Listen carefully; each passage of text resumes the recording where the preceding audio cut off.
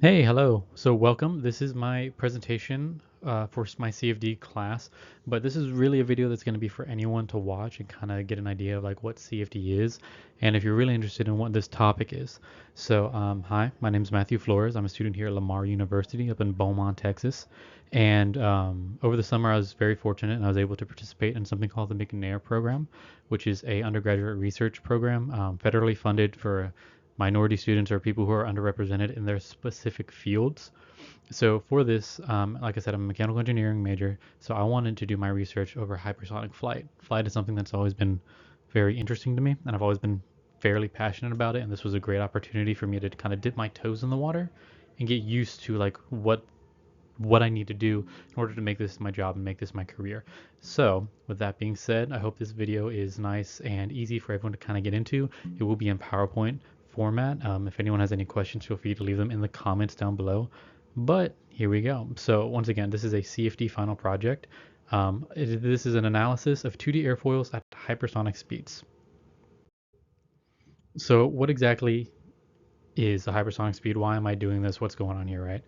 So hypersonic speeds are something that has a potential to revolutionize the world, mainly in trade and travel. So if you were to fly right now from London to New York, I know everyone loves doing that. It's just something we all do on our Sundays. But it would take you about 8 hours. However, if you're able to do this while traveling hypersonic speeds, it would be 54 minutes. That's almost an 8 times faster, right? So this is something that could be analogous to the invention of the steam engine, to the invention of the wheel. Like this would unlock so much potential within the world economies and within the world traveling system. Like imagine being able to buy a cheap part from across the seas and within 8 hours it's delivered to you. That's insane. That's why this is important. This is why it's something that I believe we should look into and why I kind of did my research. Obviously, this is a major point of interest in many different governments and industries around the world. In case you've been under a rock, hypersonic flight, more specifically hypersonic missiles, is kind of a buzzword that's been thrown around the past few years with all the different conflicts going on around the world. But basically, what that means is a missile that can travel at these speeds, which is absolutely insane, but really what I want to see from this is commercial use, commercial and economic use to make the world a better place, right? So what is CFD? CFD stands for computational fluid dynamics. And it's a very cost-effective and accurate way to simulate how fluids flow, right? Computational fluid dynamics. So computational, doing math and calculations, fluid, any kind of liquid or gaseous thing is a fluid when it flows, dynamics, how it goes, not statically, but dynamically over time. So, with that being said, what exactly is hypersonic flight? I've said the word a few times now, and some of y'all might not be understanding what exactly I'm talking about. So, a hypersonic speed is something that is defined as 1715 meters per second and has a Mach number greater than 5. So, this is a lot of words. Let me break this down for you. The Mach number is a number to represent how fast something is going in relation to the speed of sound. So Mach 1 would be the speed of sound. If you've ever been on an airplane, you're traveling about Mach 0.6 to Mach 0.9. So how it works is if you're under the Mach speed, if you're under the speed of sound, you are subsonic. And then as you approach, you start getting to transonic, then you hit sonic. Then after Mach 1, you go into supersonic. And at Mach 5, we call this hypersonic. Now, there's a bunch of reasons why we do this, but mainly it's because air, we think of it as just this fluid, we can move through it. It's not something it's not a wall, right? Like, most of us don't have issues walking around because of air. But when you start going this fast, air becomes compressible, which means it starts acting denser and denser compared to what you were used to.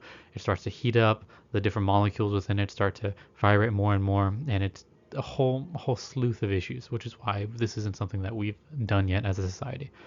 Um, but with that being said, it has something that has happened to us as a society. Mainly, if you know what the Challenger is, or the space shuttle program that NASA had from I believe the early 2000s till about 2011. It was those space shuttles whenever they re-enter Earth's atmosphere, sometimes they would go hypersonic, and you'd see that with that bright orange glow on the bottom of them as they're roaring to the sky back, as they're roaring down through the sky back to Earth. So really the focus here and what I wanted to do was I wanted to focus on maximizing the lift coefficient. Now, if you don't know what that is, the lift coefficient is just the tendency for something to generate lift, and in aerodynamics, lift is a good thing. We want more lift, less drag. That means something can get off, it can go, it can fly. So the problem statement here is that the purpose of the study is to determine the best shape of a 2D airfoil to maximize lift when traveling under the hypersonic conditions that we talked about earlier. Now, the methodology, this is kind of how this is done, right? So we use CFD, Computational Fluid Dynamics. More specifically, we're using a program called ANSYS, Student Workbench 24. Now, ANSYS is an amazing program. You could take an entire degree course on ANSYS. It is so in-depth. There's so much that I don't know about it, but through my research, I'm going to try and explain to y'all what I did and how you can also do it. And ANSYS is free. If you're a student at any level, you can go online. You can download the program, get it installed on your computer, and start messing around and simulating simple things like the pipe flow through your walls, or like the airflow around your car. If you're a car nerd, those airfoils on the back of your car, the spoilers, that's all aerodynamics. That's all something you can look into if you have this kind of program and this kind of knowledge. So this is going to be a quantitative comparative analysis of two different airfoils. So I'll get into more what airfoils I have here in a second. But the main differences between these two is we're going to look at the geometry difference, and then we're going to simulate them at these hypersonic conditions with different angle of attack values. Now what that means is the angle of attack is the angle that the airfoil is hitting the wind at. So an angle of attack of 0 would be parallel to the ground, right? Like just straight into it. Angle of attack of 1 is 1 degree up, 2 is 2 degrees up, 3 is 3 degrees up, so on and so forth. Now there's a few different steps when you do computational fluid dynamics, when you do CFD, and this is kind of laid out how it is in ANSYS as well. So if you're interested in doing this and following along, feel free. So the first step we have is the design modeler. Now this is where we kind of create the geometry of whatever it is we're going to simulate. In my case, it was these airfoils. After you create the geometry, then we get onto the meshing. Now this is the most important part, and I'll explain why here in a minute.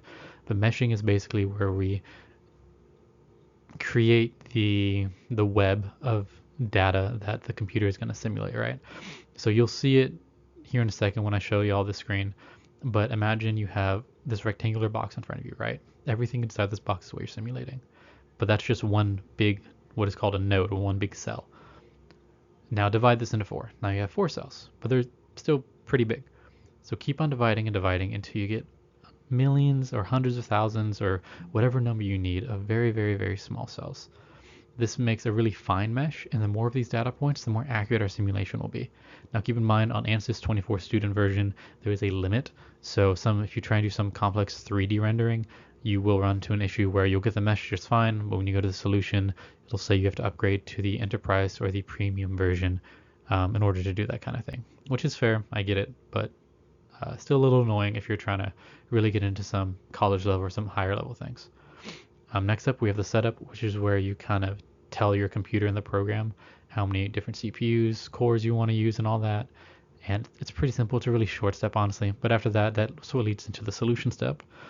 And that's where you declare all your different variables, where you say the velocity of your fluid flow, where you say what kind of fluid it is. You can pick different equations to calculate it. You can look for different residuals. In our case, we're going to be looking for lift and drag and all these other things. But like I said, we'll get to that here in a moment. And after that solution, we're going to have the results, where we can kind of look at our data in a more visually appealing manner. Instead of just a bunch of numbers, we can actually look at these gradients, and the color map will tell us where high points are and where low points are, which is really important. So coming on to the design modeler, first off, we have the 2 airfoils that I use in this analysis.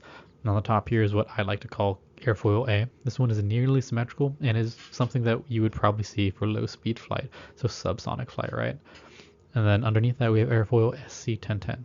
Now this has a more rounded front tip and a trailing tail that you can kind of see. Don't worry, we'll see it a lot better here in a moment. This was actually designed by NASA to have a lift coefficient of 1 at supercritical conditions. Now that's another big buzzword that some of you might not know what it means. And if you want to look it up, you're more than welcome to. But basically supercritical flow and hypersonic speeds, while not the same, are pretty close to one another. Hypersonic speeds is a little bit faster, it's a little bit more different. But the idea here is that if I can simulate this airfoil, and if we can get and lift coefficient of about 1, that tells us that this is pretty accurate and that this is a valid way to do analysis of these things. So like I said, after you do your design modeler where you create your geometry, now we move on to the meshing. So here in my meshing, I use what's called a C-mesh boundary. This is very widely used for airfoils. Just colloquially, through all the different research I did, this was the most common one, and so I decided to go with it. So like I said earlier, the mesh is where we create all these little itty bitty data points, and the finer the mesh, the better the result. Now, once again, this is the foundation of your simulations. If you mess up your mesh when you go to your solutions, you're going to get something called a floating point error, or it won't even work at all, and you're just going to refine the mesh. It's a very tedious process. It's kind of art. You kind of just got to know what you're doing, and if you don't, you got to learn. I like to say no one's ever bad at anything. You're just inexperienced, right? So the more you do it, the more experience you get, the better it's going to be. So here we can kind of see the two different airfoils that I have after they're meshed. The one on the left is Airfoil A, the one on the right is SC1010. So it's kind of better for me to explain it on Airfoil A because of the colors, but those very, very fine black lines aren't actually, or those black rectangles, like the really big ones, aren't solid. If you zoom in on that, you're going to get these little boxes like you see everywhere else. It's a very, very fine mesh, which is good because what we want to simulate here is the air around the airfoil. We don't care about what's happening 10 feet to the back and to the right of it. We care about what is happening at the airfoil. That is where we're going to see the most change, and that's what we want to look for. Now coming on here, we have the setup. So I did all of this on my computer, my personal home computer. It has an i7 10K with a NVIDIA 2060, and I just upgraded my RAM, but at the time I only had 16 gigs. So while that sounds like a lot, that's pretty common for a lot of people nowadays that have computers and are interested in video games or might be in college and kind of already doing these things. So the bar of entry is pretty low for most of the stuff. So this is, like I said, it is a 2D simulation. So we did 2D double precision. I used 3 parallel solver processes with 1 solver GPU.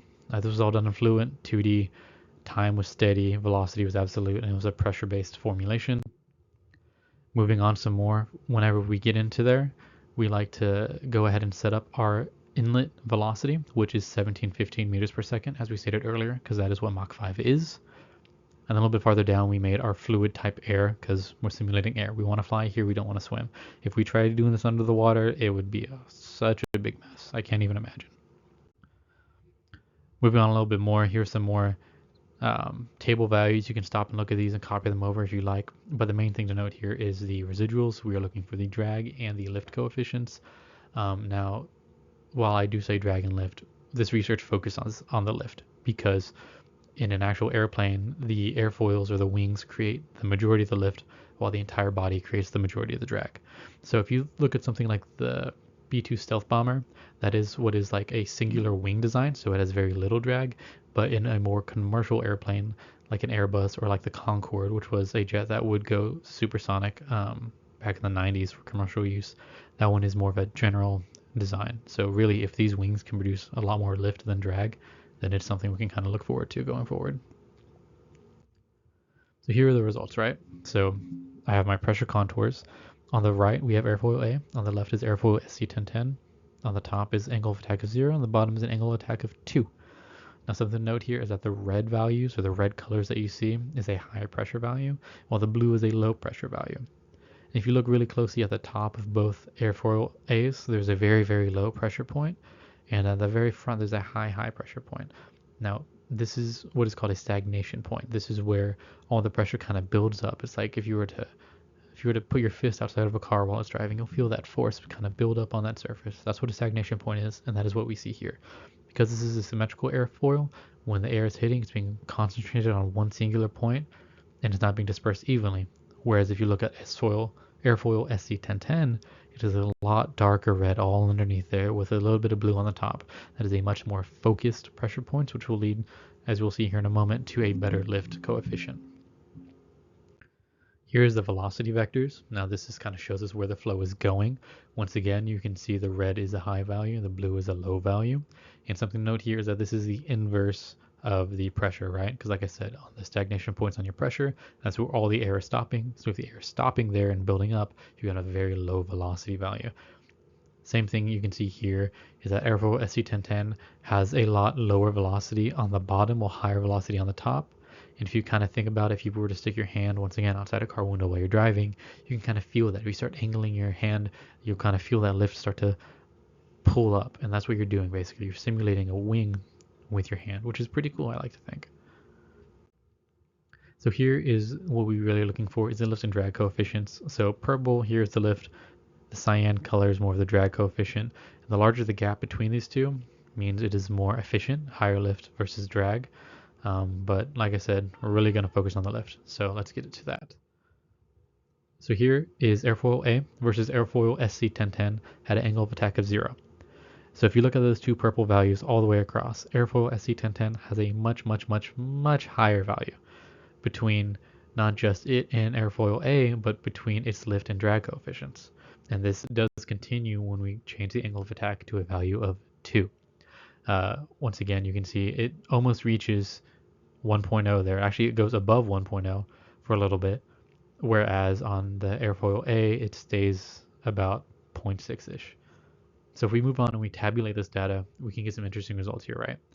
So for Airfoil A, at an angle of attack of 0, the lift coefficient is about 1.36 times 10 to the negative 1, or 0.136. While at angle of attack of 2, it has a 0.345 lift coefficient value, and this lift improves about 2.5 times. Now, for Airfoil A, keep in mind this is just the angle of attack changing. That's the only thing that's happening on that top table, and we get a 2.5 increase. For Airfoil SC1010, we can see something similar. We see a 0.86 lift coefficient, and then a 1.07 lift coefficient at angle of attack 0 and 2 respectively, which, while the improvement here is a lot less than at Airfoil A, at being only 1.07 times better, if we compare the geometry now, right? So comparing the values at 0 and at 2 between the two different tables we have here, we see that Airfoil SC1010 is 6.3 times more aerodynamic, or more lift coefficient. It produces that much more lift coefficient, and produces 3.1 times more lift coefficient when at that second angle of attack value. So this is telling us a few things, right? So it's telling us that, yeah, changing the angle of attack does increase the lift coefficient, but what changes it a lot more is the actual geometry of our airfoil, how we design it. And that's what we really need to look at here. So some conclusion to all of this, right? So when traveling at these hypersonic speeds, obviously the smallest changes are going to create the largest result changes, right? So if we change our angle of attack by 1 degree, we were seeing major increases. And if we just add a little bit of a trailed tail to the end and a more rounded nose at the front, we see increases of almost 6 times, right? So like I said, while Airfoil A had a much larger improvement from the angle of attack change, Airfoil SC1010 was just way better overall, way better designed for supercritical flow and almost for hypersonic flow. Something to note here is that this did reach 80% of its design value. So when NASA tested SC1010, it had a lift coefficient of 1.0. When I tested it, it had up to 80% of the intended lift. So that's pretty good. That's telling me that ANSYS and CFD in this methodology here does work. It does produce values kind of what we'd expect. And then, like I said earlier, when we were looking at the pressure contours, the geometry really affected that, right? So like if Airfoil A was a little bit more rounded, we wouldn't have a stagnation point. The air would be able to flow over it a lot smoother, and possibly, well, definitely, as we know from Airfoil SC1010, produce a lot more lift, which is something that we want here, right? We want to get off the ground. We want to go forward. We want to go faster, farther, further, faster. That's what we're trying to do here, and that's what the geometry change can be for us. So, like I said, the design of these airfoils and lift coefficient can be accurately simulated with ANSYS, with CFD. And this tells us that going forward, if I want to continue my research, or if we as a civilization want to pursue hypersonic flight as a commercial or economically viable option, looking at things that we kind of already have. NASA has this SC1010 from like the 70s, and you know, the government has these hypersonic missiles and all these other things. But once the industry gets our hands on it, we can start producing these planes, we can start making these things, we can start propelling our economies forward. Some future work here that I personally want to do is I am looking to expand these 2D airfoils into the 3D space. There are some issues with that. Like I said earlier, ANSYS has a limit on how many cells I can have at one time, so that's something I kind of got to look at. I also want to eventually create a full vehicle based on this data and kind of design a jet plane or design something that could fly this fast with my airfoil design. Something else that I mentioned earlier on was when you travel this fast, you do have compressible flow, which leads to a lot of heat buildup and a lot of very, very high pressure values. So we do need some mat site here. We do need to find new materials or look at what materials we have that can withstand these forces and these pressures. In parallel to all of this, we need some way to get there, right? Like we're not just taking in air in a normal turbine because this is very, very fast. Turbines would not be able to handle this. So in my research, I came across these things called scramjet engines. And while I don't know too much, I know that that is kind of what we need to do to get there. There's a great video by a YouTuber called, I believe, Real Life Engineering, and he has a video on this company called Hermeus, who's creating these scramjet engines and these hypersonic planes for the government. It's a newer thing, it's a newer startup. I believe they got started in 2020. Definitely check them out if you're at all interested in this. It's very interesting stuff.